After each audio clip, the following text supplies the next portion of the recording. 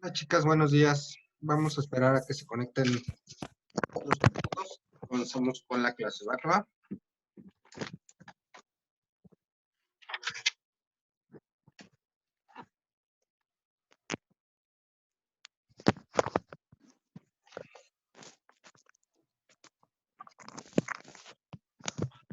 Carlos, eres chivita, ¿verdad?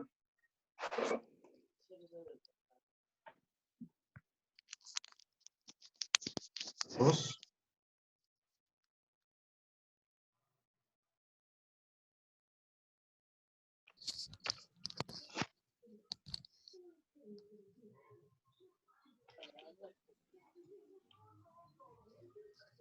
Buenos días. Hola, buen día. Nada más estamos esperando que se conecte alguien más. Vamos. Ok. Milagro Jaciel, ¿cómo está?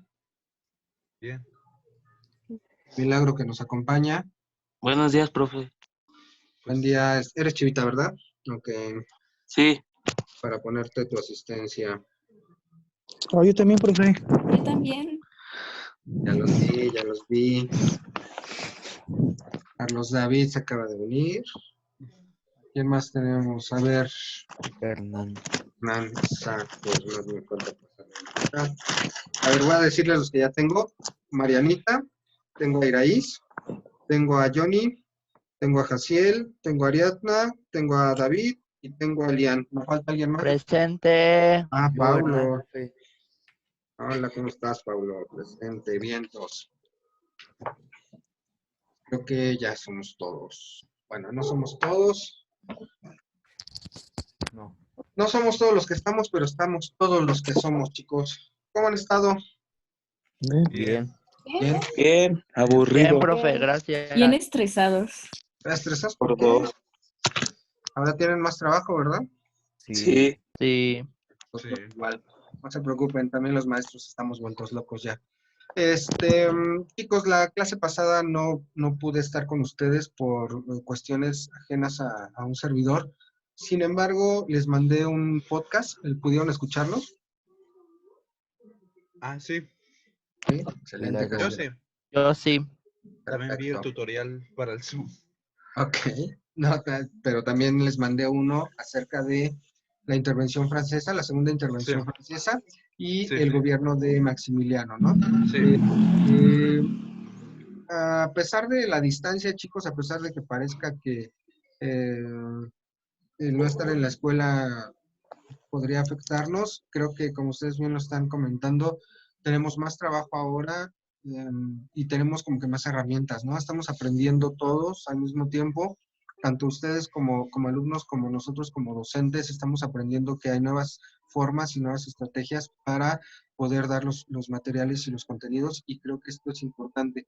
Por otro lado, no sé si ustedes lo han notado, pero creo que también ustedes están haciendo un poco más investigadores. Como tenemos tan limitadas las videoconferencias a 40 minutos, realmente los temas quedan como que a medias, ¿no? El podcast se lo subí, creo que fue media hora, porque también no los puedo tener ahí 2 horas conectados a un programa de radio, sería imposible, ¿no? Entonces, tienen ustedes por obligación que investigar un poco más, perdón, y creo que todos estamos aprendiendo bastante bien.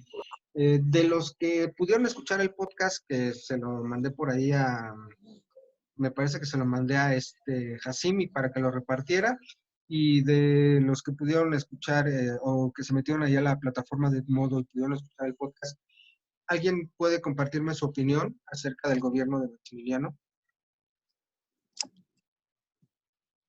¿Alguien? ¿O agarro al azar?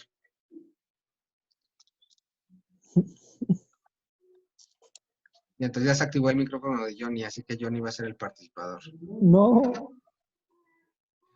Hay alguien de los que haya escuchado, no les voy a hacer examen, solamente quiero que me digan su opinión acerca del gobierno de Maximiliano. Sobre todo porque ahora vamos a empezar a ver el gobierno de Juárez y vamos a ver algunas situaciones un poquito diferentes en el fondo y en la forma en que cada uno de ellos implementó su forma de gobierno. Entonces sí me gustaría que alguno de ustedes me diera su opinión de Maximiliano. Sobre todo Ariadna, que es tan defensora de nuestros héroes patrios. A ver, Ariadna. ¿Qué opinas acerca del gobierno ¿Yo de por qué?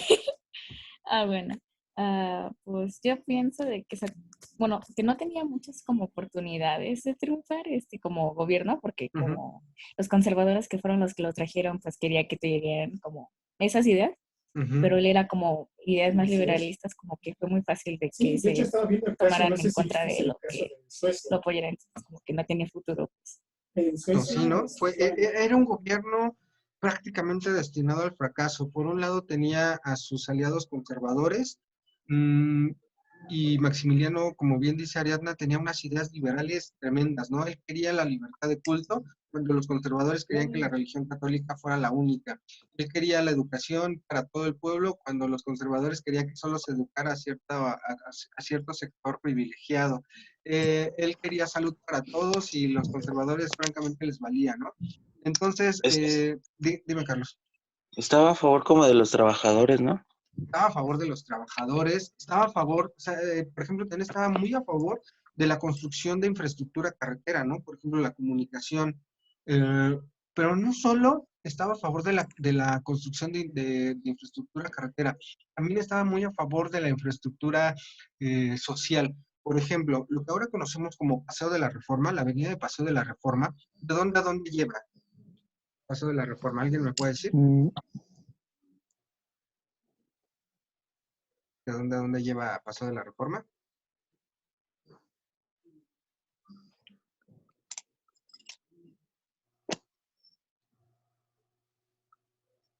¿Nadie?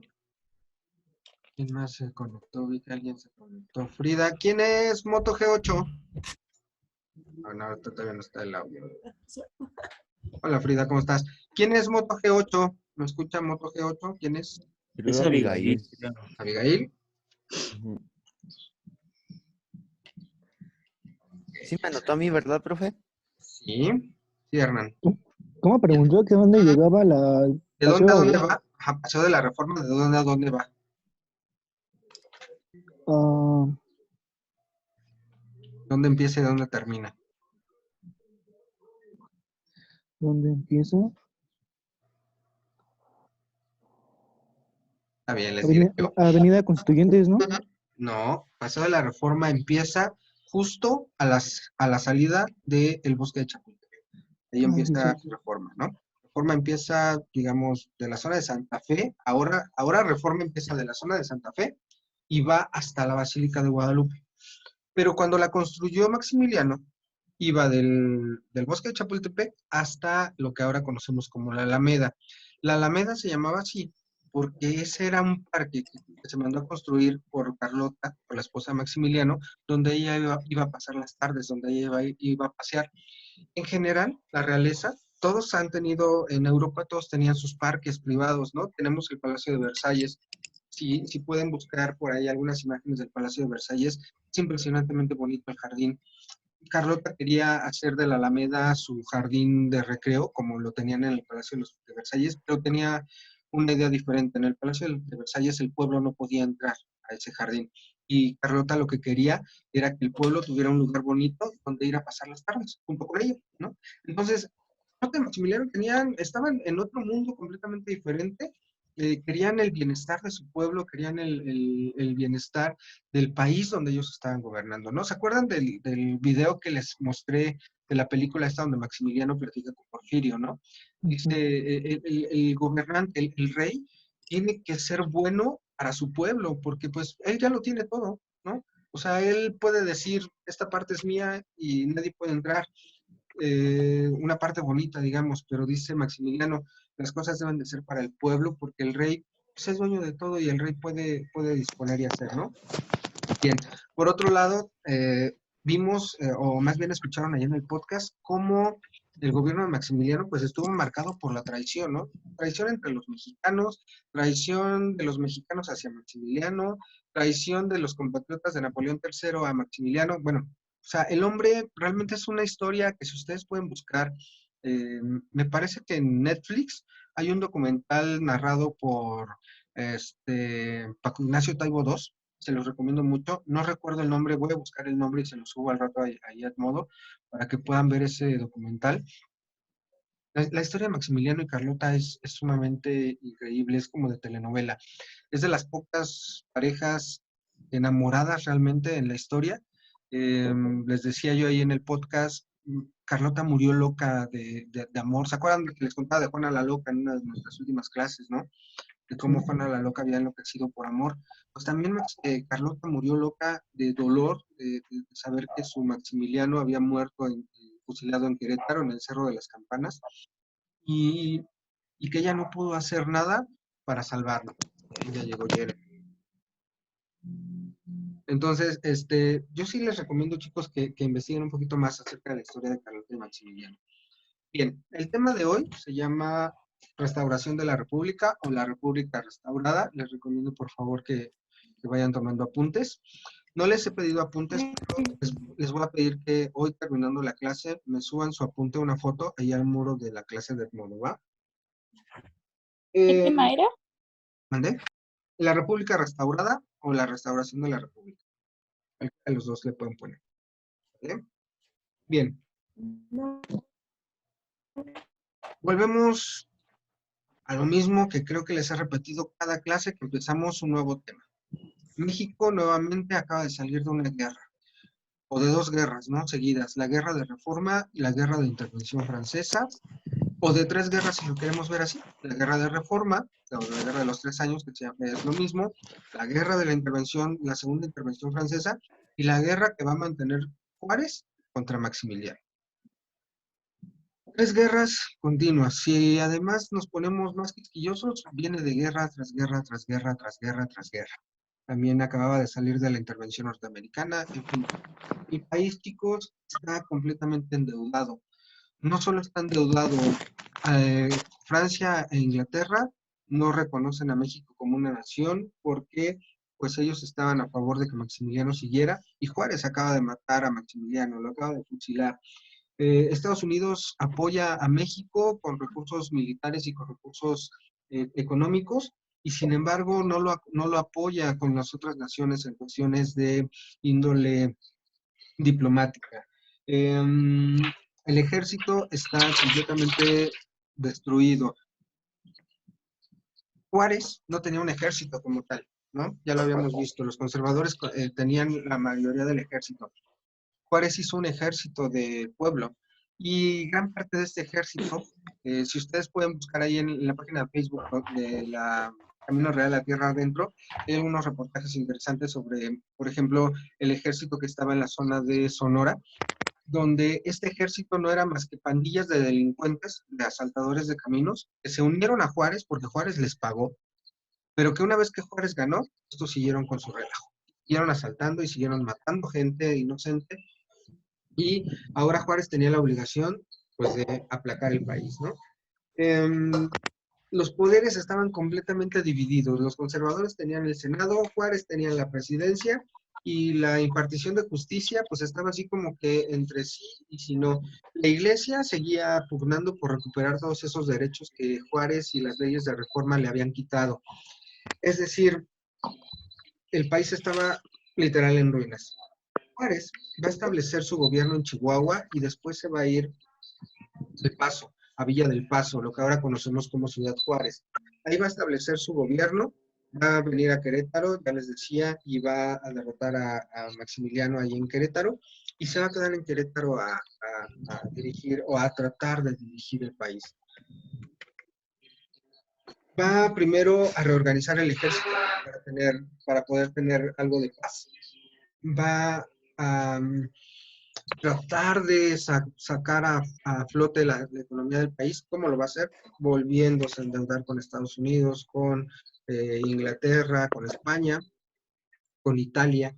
Se va a endeudar. Es por eso que la deuda externa de México es tan impresionantemente grande. Tantas guerras que sucedieron durante el siglo XIX fueron endeudando el país cada vez más, cada vez más. Ahora bien, hay algo que la Constitución Liberal del 57 no toma en cuenta, y es la reelección del presidente. ¿Sale? Alrededor de 1867, Juárez va a ser elegido nuevamente por tercera vez como presidente de México.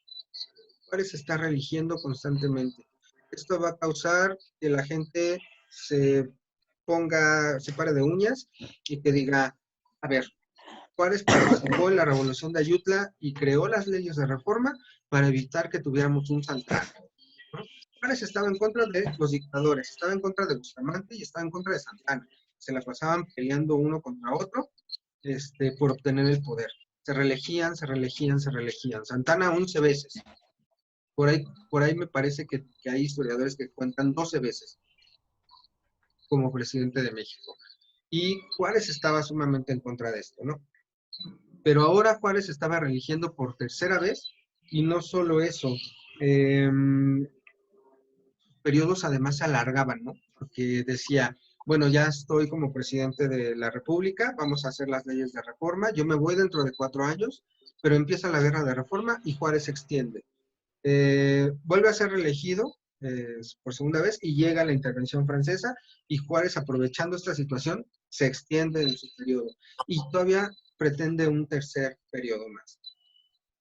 El país, les digo, el país está sumamente molesto, el país está enojado con Juárez ya. Volvamos de nuevo a la parte de la religión. La religión influía enormemente en el pueblo mexicano y entonces la religión, por medio de los sermones, hacía que la gente pensara que Juárez era el malo, ¿no? Le quitó a la parte de la iglesia, le quitó muchísimas propiedades, ¿no? ¿Ustedes conocen el centro histórico? ¿Conocen la Torre Latinoamericana? Sí. ¿Sí? Ubican la Torre Latinoamericana. Ok. Sí. Vamos a pararnos justo ahí abajo de la Torre Latinoamericana. Abajo de la Torre Latinoamericana, viendo hacia Palacio de Bellas Artes, ¿vale? Están viendo ese Palacio de Bellas Artes. A su espalda está la Torre Latinoamericana. A la mano derecha, justo al lado de la Torre Latinoamericana, hay una iglesia, la iglesia de San Francisco. Y esa iglesia era además un convento. Toda la parte de la Torre Latinoamericana. Enfrente de ustedes tenemos el Banco de México. Era parte de ese convento. Pasando al Banco de México está la calle de Allende y está el Palacio Postal. Era parte de ese convento. Luego del otro lado tenemos Palacio de Bellas Artes, que también era parte de ese convento, y tenemos enfrente del Palacio de Bellas Artes, tenemos donde está la librería Gandhi, tenemos el edificio de Sears, y también era parte de ese convento.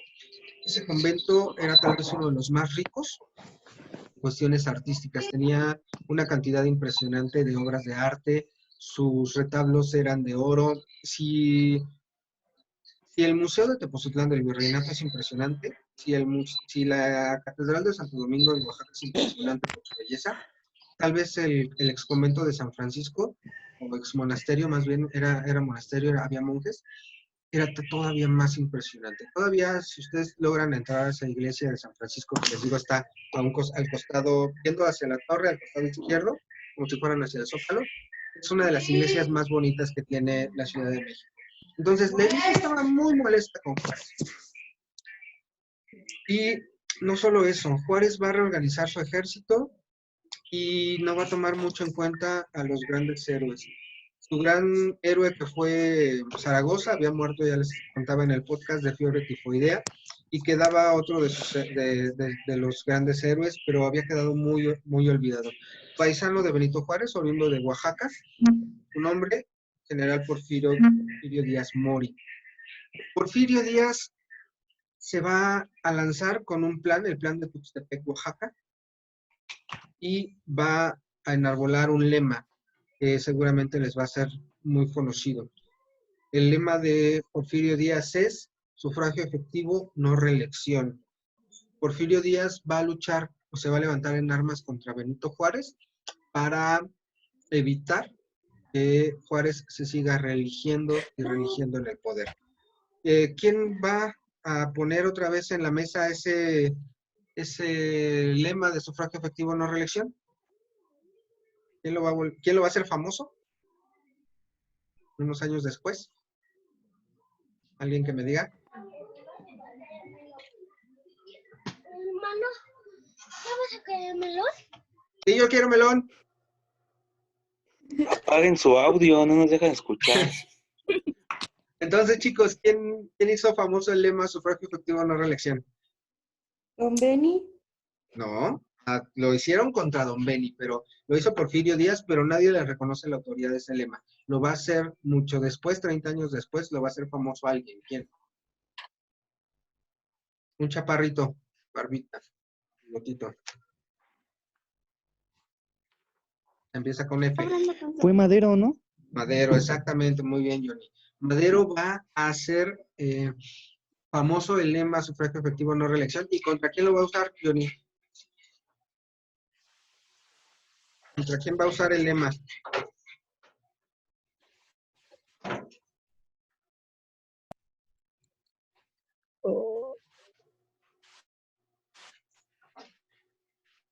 Frida, ¿contra quién lo va a usar? Yo sé que usted sabe. Ariadna, yo sé que usted sabe. Los demás participen. No, lo va a usar contra Porfirio Díaz. A Porfirio se le va a revertir su lema de sufragio efectivo y lo van a usar contra él. Bien, se va a hacer esta reelección, esta tercera reelección de Juárez. Juárez va a renovar la educación pública, va a retomar las ideas de Maximiliano y va a poner en la mesa que todo el pueblo se eduque, pero no lo va a lograr. También va a empezar a crear ferrocarriles que quiere que comuniquen de la Ciudad de México a la ciudad de Veracruz. La ciudad de Veracruz o el puerto de Veracruz es tal vez el puerto comercial más importante de la República Mexicana. ¿Por qué? Porque ahí llegaban todas las mercancías provenientes de Europa. Entonces era importante tener una buena comunicación entre Veracruz y la ciudad para que todos esos productos llegaran a la Ciudad de México. Pero no solo eso. En la primera intervención francesa, la Guerra de los Pasteles, ¿a dónde llegaron las tropas francesas? Llegaron al puerto de Veracruz. Después, cuando la intervención norteamericana, sí venía un ejército por tierra por todo el país, pero también llegó un ejército ¿a dónde? ¿A dónde llegaron los barcos de los estadounidenses en la guerra contra ellos? En Veracruz, ¿no? A Veracruz, ¿no? Y en esta segunda intervención francesa con la llegada de Maximiliano, ¿a dónde llegaron los barcos franceses?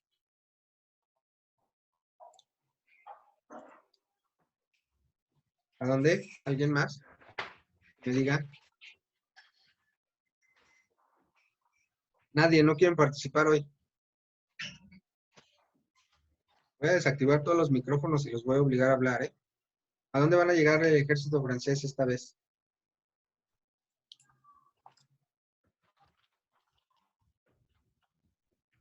Empiezo a escoger. Chivita, ¿a dónde van a llegar?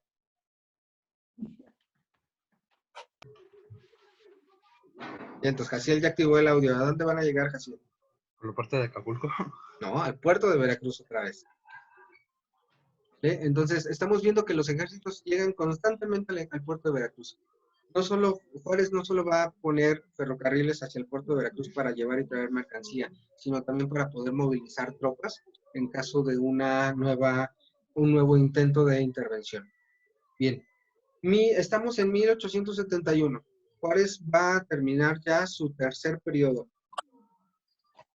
Tiene la ventaja en el Senado y en la Cámara de Diputados. Estos liberales van a empezar a proponer que Juárez se reelija por una cuarta vez. Porfirio Díaz no va a aceptar, va a lanzar su plan de Tuxtepec con el lema sufragio efectivo no reelección y va a proponer que los presidentes no puedan reelegirse. Juárez lo va a convencer de participar con él en una cuarta elección popular y Porfirio, confiado de que el pueblo ya estaba harto de Juárez, va a aceptar ser él el contrincante de don Benito, ¿no? Va a proponerse como candidato a la República. ¿Y qué creen que va a pasar? ¿Quién creen que ganó la elección de Benito Juárez contra Porfirio Díaz? Benito. Benito va a ganar, exacto, Ariadna. Benito va a volver a ganar por cuarta vez la presidencia de la República. Porfirio Díaz, como buen militar, no se va a quedar con los brazos cruzados y se va a levantar en armas. bajo el auspicio, nuevamente les decía, del plan de Tuxtepec, y va a conocer el gobierno de Juárez. Juárez se va a enfrascar nuevamente en una guerra, otra vez una guerra interna, una guerra civil, mexicanos contra mexicanos, de gente que está a favor de Porfirio y gente que está a favor de Juárez. Esta guerra no va a llegar a su término. Juárez va a morir, o parece indicar que por un infarto. Sin embargo, hay algunas teorías de que va a morir envenenado por su propio pueblo. No sabemos, no se ha permitido que se haga una autopsia a los restos mortales de Juárez, así que realmente no sabemos qué le pasó a Benito Juárez. Si realmente falleció de causas naturales, todo parece, les decía yo, por un infarto, una angina de pecho, y realmente sí fue envenenado. El caso es que con la guerra en curso va a tomar el poder Sebastián Lerdo de Tejada, que era el jefe de la Suprema Corte de Justicia, ya lo habíamos visto. Juárez también va a tomar el poder de esa manera, la primera vez que es presidente. Y Lerdo de Tejada va a tratar de contener la rebelión de Porfirio Díaz y de sus allegados. No lo va a lograr. Juárez va a morir en el 72, en 1872. Lerdo no va a lograr detener la embestida de las fuerzas revolucionarias de Porfirio Díaz, y finalmente se van a volver a convocar elecciones. ¿Y quién va a ganar esas elecciones? ¿Va a ganar ya Porfirio? Ahora sí, Porfirio, ¿no? exactamente, Irais. Porfirio va a ganar esas elecciones, 1972, y se va a empezar su primer periodo de gobierno. Un periodo de gobierno que no va a soltar durante 30 años. Con Juárez, chicos, se reconoce como un gran reformador de las leyes mexicanas. Sin embargo, las leyes mexicanas no van a poder ser implementadas, en parte por todas estas guerras que se dieron, en parte porque los intereses políticos eran muchos, y en parte porque el pueblo mexicano no estaba preparado realmente para la implementación de leyes que le quitaran poder a la Iglesia Católica. Y una parte importante que ver. Juárez es considerado, sobre todo por el gobierno actual de la República, como uno de los grandes héroes de la historia mexicana. Nos han llenado de Juárez desde que tengo yo uso de razón. Yo creo que ustedes desde el kinder, cada 21 de marzo, no solo festejan la entrada de la primavera, sino también el nacimiento de Benito Juárez, ¿no? 21 de marzo. Es más, hay gente de su edad, porque yo le he preguntado, que les digo, chicos, ¿qué se festeja el 21 de marzo? Y no me dicen la primavera, me dicen el natalicio de Benito Juárez. Yo no conozco un solo municipio de toda la República, a los pocos o muchos municipios que yo he estado, no conozco un solo palacio municipal que no tenga un busto o una estatua de Benito Juárez, por ejemplo, o una pintura de Benito Juárez. Benito Juárez está en absolutamente todos los lugares del país. Sin embargo, Benito Juárez no fue el santo que quieren hacernos creer la historia. Vamos a regresar al podcast que les mandé la clase pasada. Y esto es bien importante. Les dije que México se enfrentó a Francia. En ese momento Francia era el ejército más poderoso del mundo. México ganó 1, 2, 3 batallas, pero no más.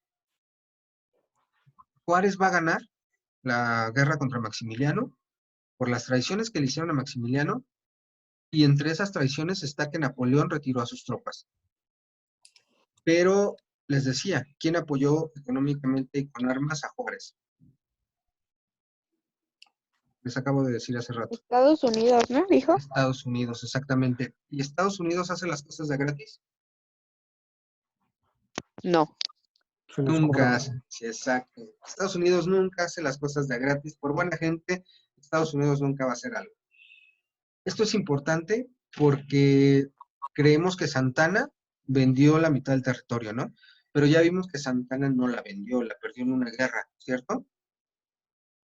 Y no solo eso, él no firmó los tratados, los firmaron los conservadores. Entonces, esto es sumamente importante porque resulta que Juárez sí firmó tratados, por ejemplo, el tratado Maclay-Ocampo, se los escribo aquí en el chat.